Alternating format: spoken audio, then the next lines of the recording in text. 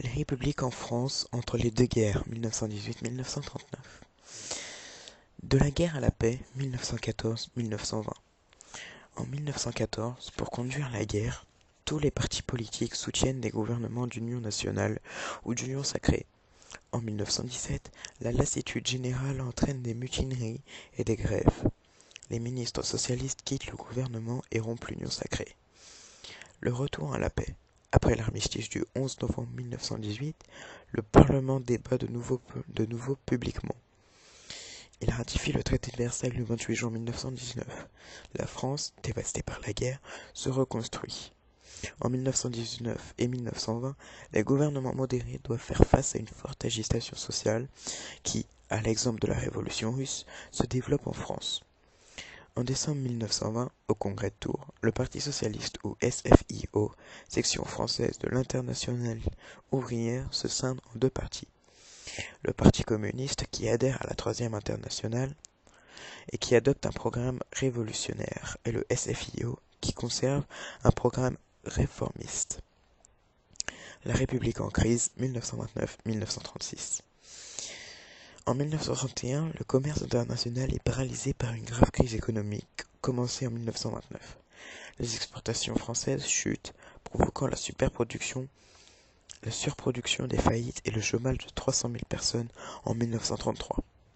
Les revenus diminuent, engendrant un malaise social relayé par une contestation du régime politique. La multiplicité des partis politiques est une source d'instabilité ministérielle. La succession du gouvernement, face à la crise, fait naître l'antiparlementarisme qui réclame un exécutif fort. Des ligues d'extrême droite se créent, Jeunesse patriote, Croix de Feu, groupes de pression politique, elles sont nationalistes, antiparlementaires et anticommunistes.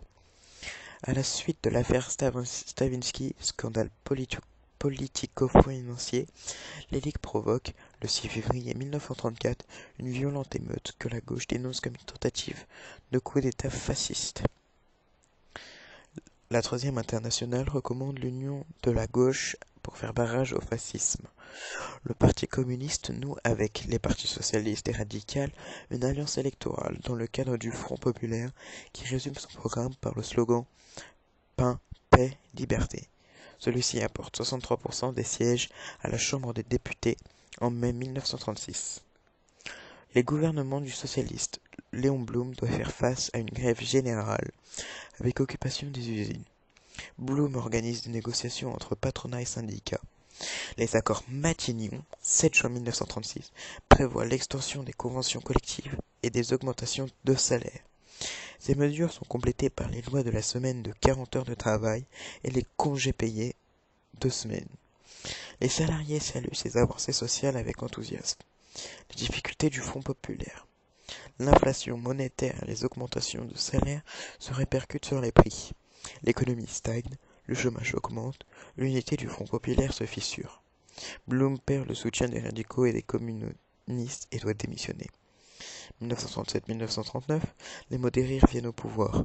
Devant la montée du péril nazi, le réarmement de la France est accéléré. Victorieuse en 1918, la France est fragile en 1939. Elle n'a pas résolu la crise économique.